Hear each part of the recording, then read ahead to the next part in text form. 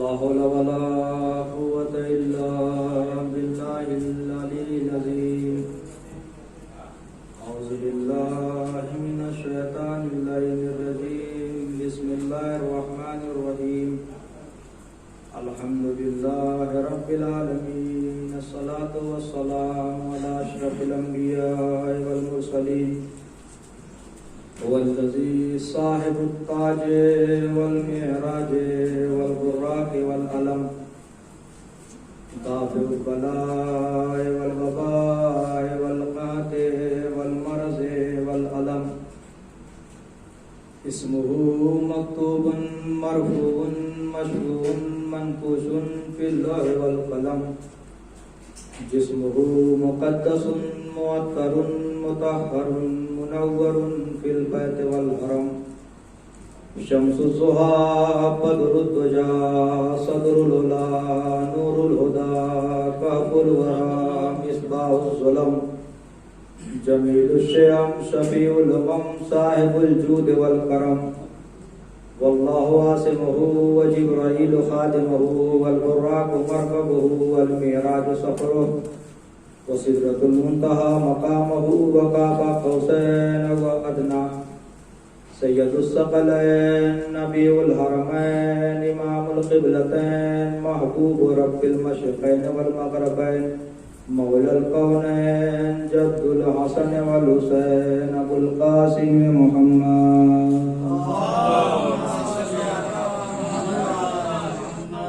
وعلى أهل بيته الطيبين الطاهرين المعصومين المنتخبين المنتجبين. ولعنة الله على أعدائهم ومنكر فضائلهم ومصائبهم أجمعين من آن إلى قيام يوم الدين. أما بعد فقد قال إمامنا علي عليه السلام السیاست اساس الدین. صلوات پڑھ دیں محمد وعلی محمد.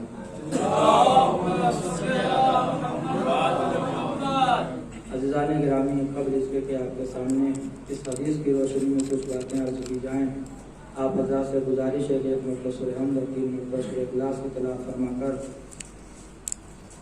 اکبر علی مرحوم ابن اتفاق اللہ مرحوم کی روح کی ساتھ فرما.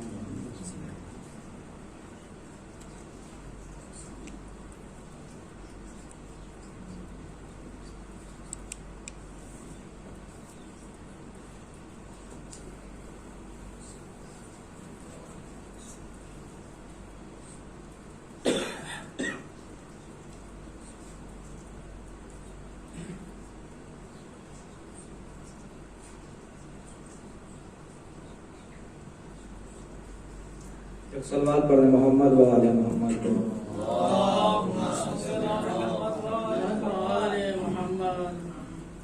عزیزان گرامی، آپ کے سامنے جس حدیث معصوم کو پڑھنے کا شرف حاصل کیا ہے، اس میں عالی مقام ارشاد فرما رہے ہیں کہ سیاست و اساس الدین، سیاست دین کی بنیاد ہے.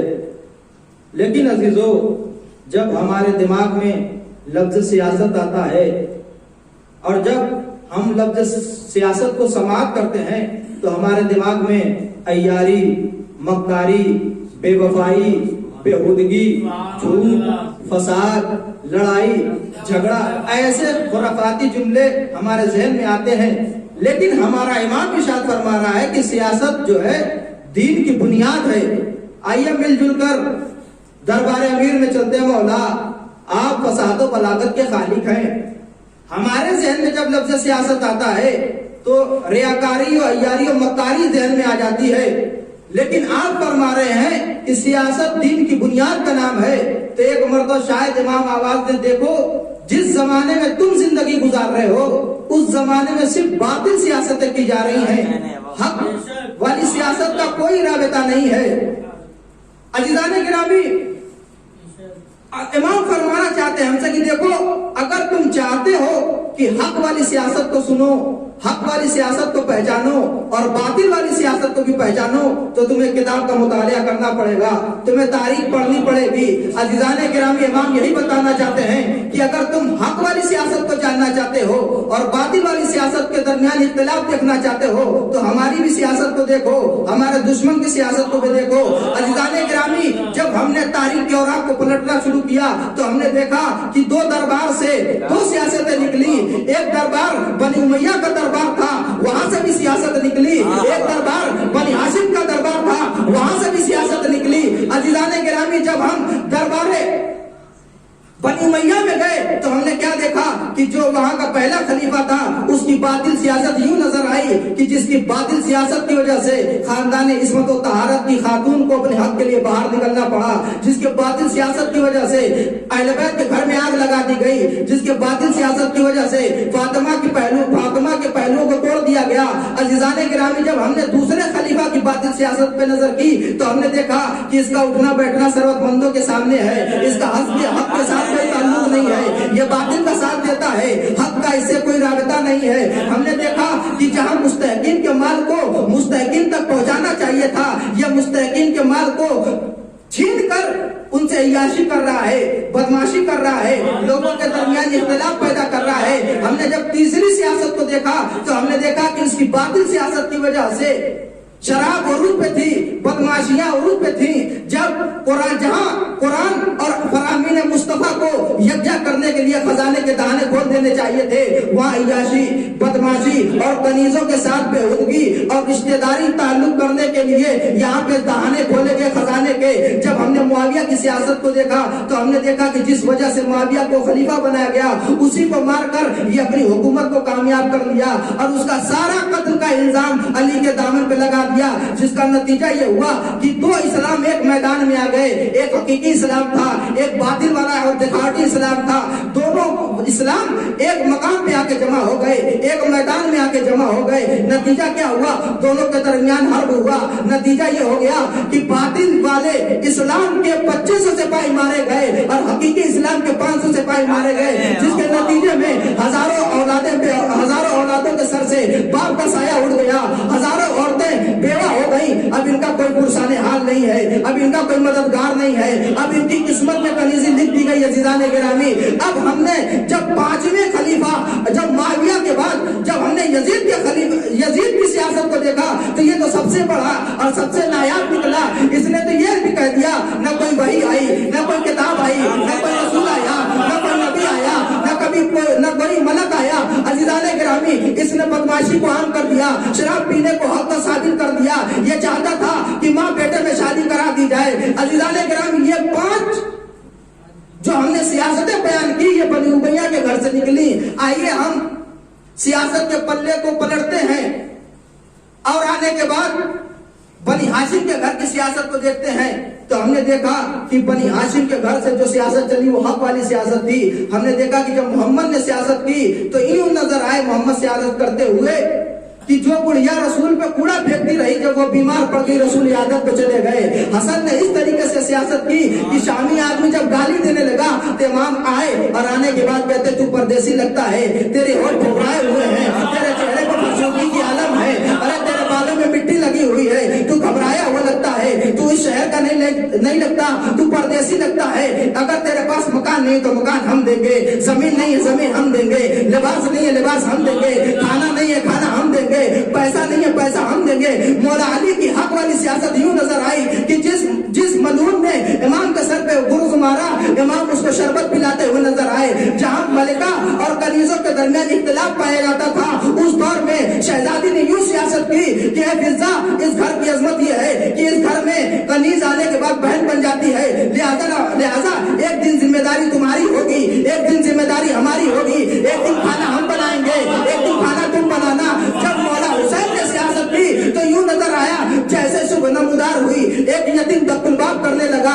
جیسے امام نے دروازہ کھولا تو کیا دیکھا؟ ایک چھوٹا سا بچہ ہے، کہنے لگا مولا میرا بابا فلاں جنگ میں مار دیا گیا، میری ماں بیمار ہے۔ نصیری ڈاکٹر کہتا ہے کہ حسین کے یہاں سفید گھوڑا ہے، اس کا جگر چاہیے تھا کہ میری ماں کی جان بچ جائے۔ عزیزوں، ایک بیوہ عورت کو بچانے کے لیے حسین نے ایک گھوڑے کو قربان کر دیا، 2 گھوڑے کو قربان کر دیا, 3 گھوڑوں کو ذبح کر دیا. روایت تو یہاں تک بتاتی ہے کہ حسین نے 7 گھوڑے ذبح کرا دیے. عزیزوں یہی تو امام ہم سے بتانا چاہتے ہیں کہ دیکھو جس سیاست کی وجہ سے عورتیں گھر سے باہر آ جائیں اپنے حق کے لیے, جس سیاست کی وجہ سے ارے اسٹوڈنٹ پہ لاٹھیاں برسا دی جائے, جس سیاست کی وجہ سے مزدوروں کو لاٹھی سے پیٹ دیا جائے, جس سیاست کی وجہ سے جس زمانے میں دواخانے کھولنے چاہیے تھے اس زمانے میں شراب خانے کھول دیے گئے, جہاں یونیورسٹی کھولنی چاہیے تھی وہاں پہ شراب کے اڈے بنا دیے گئے, جس سیاست کی وجہ سے پورا شہر آگ میں جل گیا, جس سیاست کی وجہ سے ہر انسان پریشان ہے,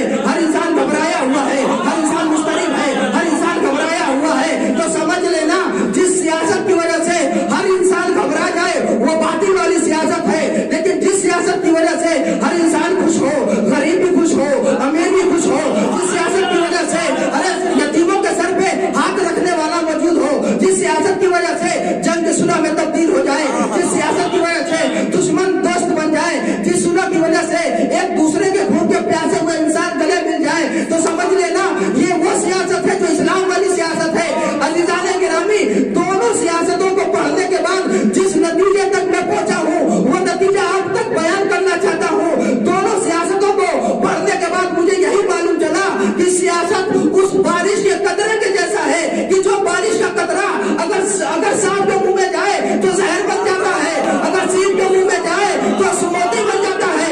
ویسے ہی اگر یہ سیاست کسی نااہل کے ہاتھ میں لگ جاتی ہے تو اپنا بھی پرایا بن جاتا ہے.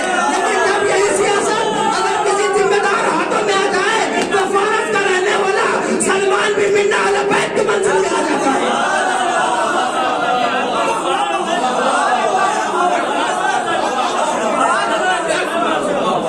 سلوات پڑھنا محمد و آل محمد پہ.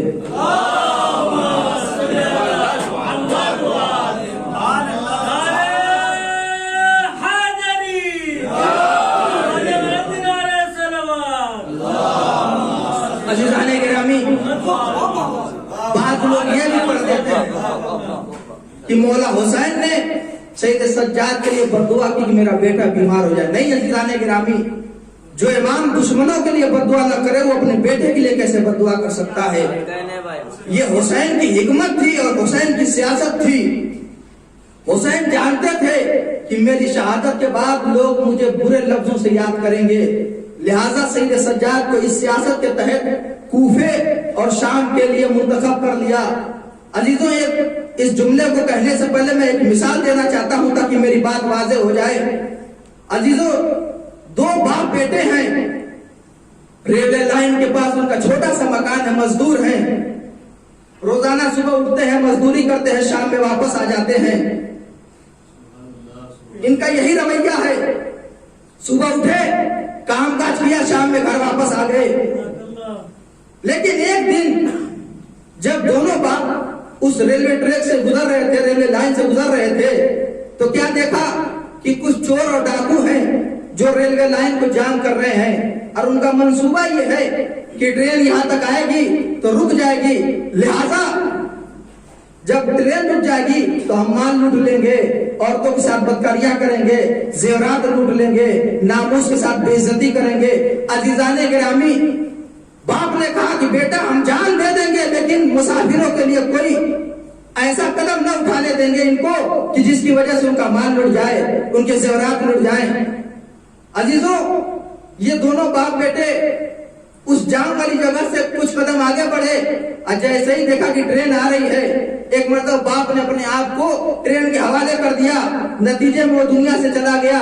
ٹرین رک گئی, لوگوں نے پوچھا یہ ٹرین کیوں رکی, تو کسی نے کہا کہ ایک بزرگ آدمی نے آتم ہتیا کر لی ہے. اب لوگ گالی دینے لگے, ارے مرنے کے ہزاروں راستے ہیں, سیلاب آتا ہے, دریائے ہیں, ندی ہے, اس میں ڈوب کے مر جاؤ, آگ لگا کے مر جاؤ, پھانسی لگا کے مر جاؤ, زہر کھا کے مر جاؤ. ارے ٹرین کے آگے آنے کی کیا ضرورت ہے؟ ارے ہمیں شادی میں جانا تھا, لیٹ ہو گئے, ہمیں دفتر جانا تھا, ہم لیٹ ہو گئے. عزیزان گرامی, جب اس کے مقصد کو پامال لوگ کرنے لگے, اب ذمہ دار بن کے بیٹا اٹھا, کیا کہتے ہو, میرے بابا نے اپنے لیے نہیں قربانی دی ہے, میرے بابا کی قربانی کا مقصد یہ تھا کہ تمہاری ناموس بچ جائیں, تمہاری عزتیں بچ جائیں, تمہارا مال بچ جائے, تمہارے زیورات بچ جائیں. عزیزان گرامی, یہی حال مولا حسین کا تھا. مولا حسین جانتے تھے کہ یزید کی حکومت بڑی لمبی چوڑی ہے, جب میں شہید ہو جاؤں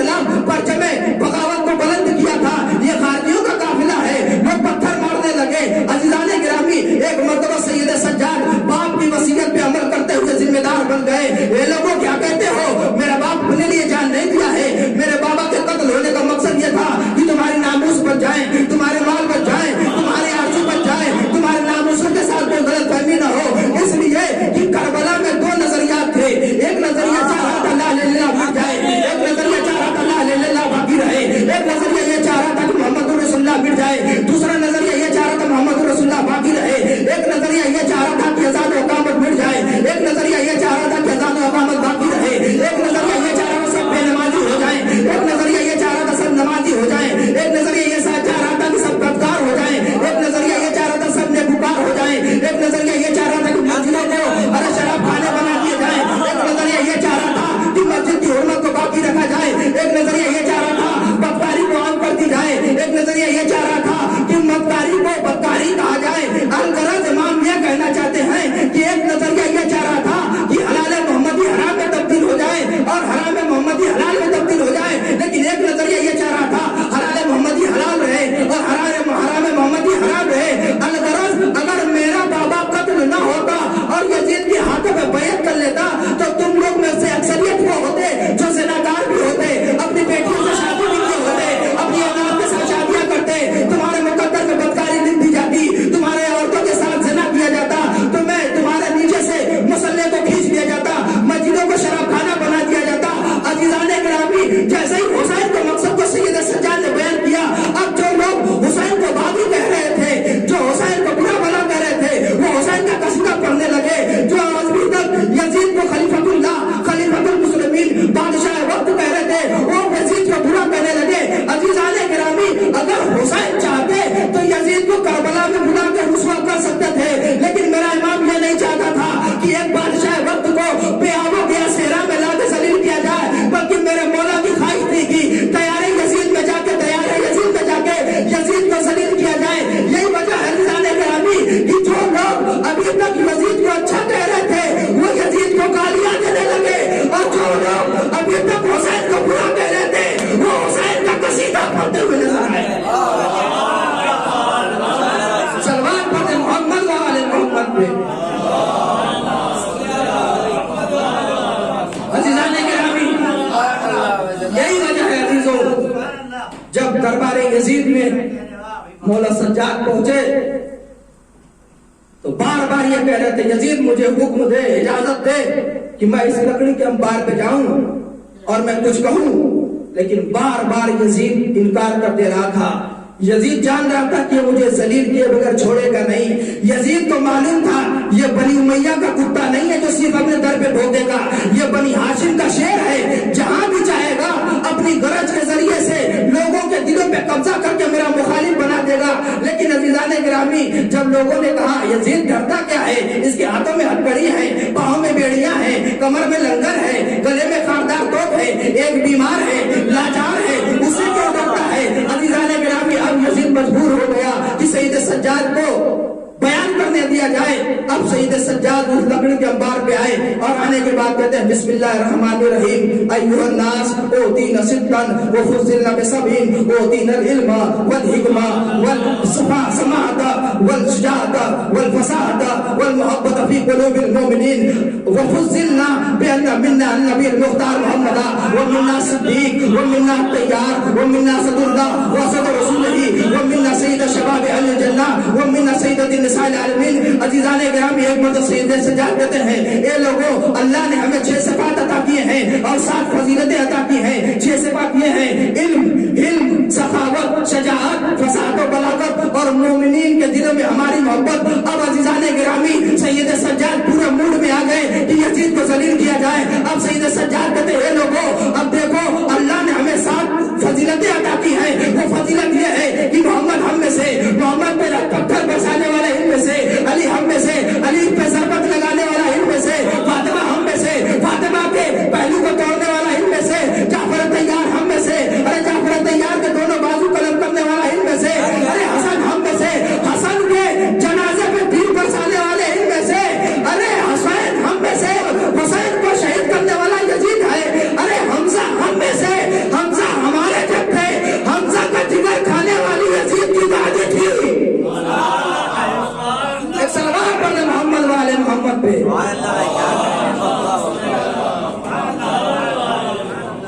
नारे हैदरी, हैदरी, अज़ीज़ाने गिरामी, नारे सलवात।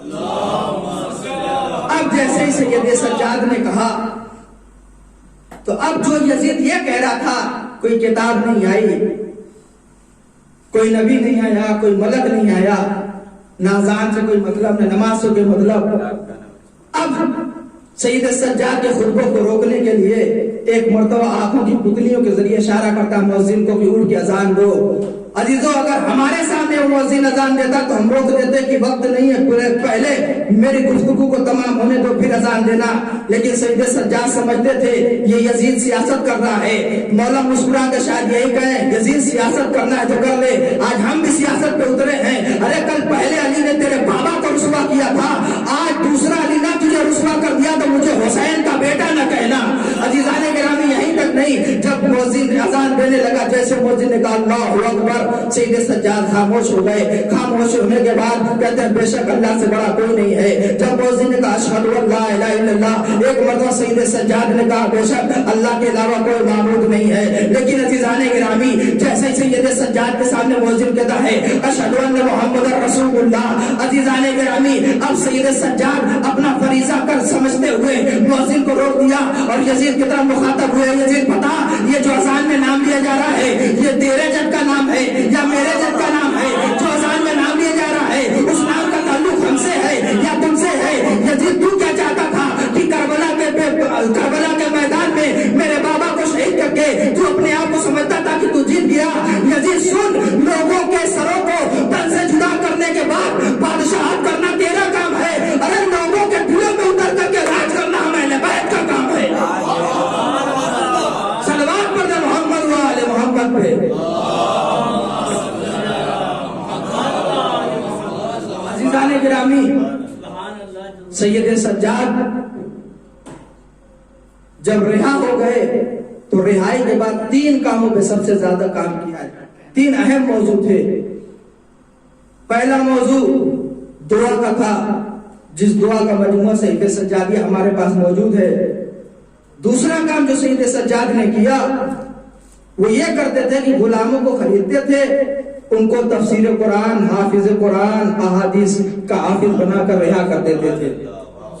کس طریقے سے حسین نے اپنے بابا کی مظلومیت کو لوگوں تک پہنچایا۔ تیسرا کام جو سید سجاد کیا، سید سجاد نے یہ کیا، مجلسیں برپا کرتے تھے، آنسو بہاتے تھے، قسم خدا کی کس خلوص کے ساتھ نام حسین کو ہم تک پہنچایا گیا ہے کہ کل بھی نام حسین مؤثر تھا اور آج بھی نام حسین اثر انداز ہے۔ یہی وجہ ہے عزیزان گرامی کہ ملک پاکستان میں ہر سال ایک جلوس گزرتا تھا تو ایک روڈ سے دوسرے روڈ پہ جانے کے لیے ایک چھوٹی سی گلی سے گزرنا پڑتا تھا، اور وہ جو بستی تھی وہ اہل سنت کی تھی۔ تو ایک سال ایسا بھی آیا کہ جب وہ جلوس گزرنے کا وقت آیا تو وہاں کا جو امام تھا، پیش امام تھا، اس نے کہا کہ اس سال ہم جلوس اس راستے سے نہیں گزرنے دیں گے۔ توجہ چاہتا ہوں عزیزان گرامی، تو شیعوں نے شکایت کی، تھانے میں دونوں طرح کے دونوں مذہب کے علماء کو بلایا گیا۔ انسپیکٹر کہتا ہے دیکھو ہر سال اس راستے سے یہ جلوس جاتا ہے تو اس سال کیوں نہیں جانے دے رہے ہو؟ سنی عالم دین کہتا نہیں ہم اس سال اس گلی سے نہیں گزرنے دیں گے۔ عزیزان کرام توجہ چاہتا ہوں، ایک مرتبہ وہ انسپیکٹر کہتا کہ دیکھیے ہم شیعوں کو آدھے گھنٹے کی مہلت دیتے ہیں، یہ رک کے ماتم نہیں کریں گے، یا حسین کہتے ہوئے تمہاری بستی سے گزر جائیں گے، روڈ پہ جا کے ماتم کریں گے۔ شیعہ علماء نے کہا نہیں آگا، ہم آدھا گھنٹہ نہیں بلکہ ہم 20 منٹ میں یہاں سے گزر جائیں گے، آپ اجازت تو دلوائیے۔ ایک مرتبہ انسپیکٹر کہتا ہے کہ اب تو یہ 20 منٹ پہ راضی ہو گئے، اب کیوں تمہیں پریشانی ہے؟ ایک مرتبہ وہ سنی عالم دین کہتا نہیں ہم 1 منٹ کے لیے ان کو اجازت نہیں دیں گے۔ جب انسپیکٹر نے پوچھا کیا وجہ ہے تو وہ کہنے لگا اما یہ سال بھر میں 1 مرتبہ ہماری گلی سے یا حسین کہہ کے گزرتے ہیں تو ہمارے بچے پورے سال یا حسین کرتے ہیں۔ ایک سلوات پڑھ دے محمد و آل محمد پہ۔ عزیزان گرامی، یہ مجلسوں کا سلیقہ، یہ آنسو بہانے کا طریقہ، یہ حسین پہ رونے کا طریقہ جناب سید سجاد نے ہمیں دیا ہے۔ آج روز شہادت سید سجاد ہے، 2 روایتیں آپ کے سامنے پیش کروں گا، اس کے بعد آپ کی زحمت کو تمام کر دوں گا۔ عزیزوں، روایت بتاتی ہے کہ جب یہ لٹا ہوا قافلہ دربار ابن زیاد میں پہنچا تو ایک مرتبہ ابن زیاد کہتا ہے کہ یہ سید سجاد دیکھا ہم نے تمہارے بابا کے ساتھ کیا کیا، اے سید سجاد تمہیں معلوم ہے کہ ہم نے تیرے بابا کے ساتھ کیا سلوک کیا؟ سید سجاد ہیں جو سر جھکائے ہوئے سن رہے ہیں۔ ایک مرتبہ ابن زیاد نے حکم دیا کہ اس سردار کو بلایا جائے کہ جس کے لشکر نے حسین کے لاشے کو پامال کیا۔ لو عزاداروں، ایک مرتبہ اسید ابن مالک کو بلایا گیا۔ اسید ابن مالک آیا۔ ایک مرتبہ ابن زیاد کہتا ہے اسید ابن مالک ذرا سید سجاد سے بتاؤ کہ ارے اس کے بابا کے لاشے کو کیسے پامال کیا گیا۔ ایک مرتبہ ظالم ہے عزاداروں، لیکن کہتا ہے ابن زیاد ارے وہ منظر یاد نہ دلا، ارے میں اس منظر کو بھولنا چاہتا ہوں۔ عزاداروں ظالم ہے لیکن منظر بھولنا چاہتا ہے۔ لیکن ایک مرتبہ ابن زیاد کہتا ہے نہیں میرا حکم ہے کہ تم سناؤ۔ ایک مرتبہ کہتا ہے ابن زیاد تیرا حکم ہے تو میں سنانے پہ مجبور ہوں۔ نہ سنو، جب حسین شہید ہو گئے، جب اہل حرم کو تاثیر کر لیا گیا، جب خیام حسینی میں آگ لگا دی گئی، جب سید سجاد کو ہتھوڑی بیڑی پہنا دی گئی، جب سکینہ کی بالیوں کو کھینچ لیا گیا، جب زینب پہ مغلو چادر ہو گئی، تو ایک مرتبہ میں نے لشکر کو حکم دیا کہ نال بندی کی جائے۔ نو عزاداروں نال بندی کی گئی۔ ایک مرتبہ اسید ابن مالک کہتا ہے اے ابن زیاد ارے ہم نے حسین کے جنازے پہ ارے گھوڑوں کو ایسے دوڑایا جیسے چکی کے دو پاتوں کے درمیان ارے دانے کو پیس دیا جاتا ہے، ویسے ہی سید سجاد کے بابا کے جنازے پہ گھوڑے دوڑا دیے گئے۔ ادرکمل اللہ ارباب ایزا۔ ایک مرتبہ سید سجاد نے مدینے کا رخ کیا۔ اے نانا ارے آپ کے پیچھے ملائکہ نماز پڑھتی تھی نانا، ملائکہ نماز پڑھتے تھے نانا۔ آپ کے نوازے کے ساتھ کربلا میں یہ ظلم کر دیا گیا کہ گھوڑوں کی ٹاپوں سے میرے بابا کے لاشے کو پامال کر دیا گیا نانا۔ نو عزاداروں، لوٹا ہوا قافلہ جب مدینے آیا تو کس انداز میں سید سجاد نے اپنے بابا کی غربت کو بیان کیا۔ روایت بتاتی ہے کہ ایک مرتبہ مدینے کی گلیوں میں مسافر تھا، اس کا سامان لوٹ لیا گیا تھا، وہ مدینے کی گلیوں میں یہ کہتا ہوا پھر رہا تھا انا الغریب فرحمونی، انا الغریب فرحمونی، انا الغریب فرحمونی۔ عزاداروں، یہ آواز جیسے سید سجاد کے کانے سے ٹکرائی، ایک مرتبہ سید سجاد اس کے پاس آئے، میں تیری مدد کروں گا لیکن میرے ایک سوال کا جواب دے دے، اگر اس عالم غربت میں تجھے موت آ جائے اور تجھے کوئی مسلمان دفنائے نا تو تجھے کیسا لگے گا؟ ایک مرتبہ اس کے چہرے پہ فیض آ گیا۔ ایک آدمی کیسی بات کرتا ہے، مسلمانوں کا شہر ہے، میں پردیسی ہوں تو کیا ہوا، میں بھی تو مسلمان ہوں۔ مسلمانوں کی غیرت یہ گوارا نہیں کرے گی کہ ایک مسلمان کا جنازہ بے گوروں کفن پڑا رہے۔ عزاداروں، اس کے دہن سے جملہ نکلنے تھا کہ سید سجاد نے کربلا کا رخ کیا۔ اے بابا، یہ فقیر کہتا ہے کہ مسلمانوں کی غیرت کو گوارا نہیں کہ ایک مسلمان کا جنازہ بے گوروں کفن پڑا رہے۔ اے بابا، کربلا کے میدان میں آپ کا جنازہ تین دن تک بے گوروں کفن پڑا رہا اور بیٹا اتنا مجبور تھا کہ آپ کو نہ غسل دے پایا نہ کفن دے پایا۔ اے بابا، مجھے معاف کر دینا۔ وَسَيَعْلَمُ الَّذِينَ ظَلَمُوا أَيُّ مُنقَلَبٍ يَنقَلِبُونَ۔ إِنَّا لِلَّهِ وَإِنَّا إِلَيْهِ رَاجِعُونَ۔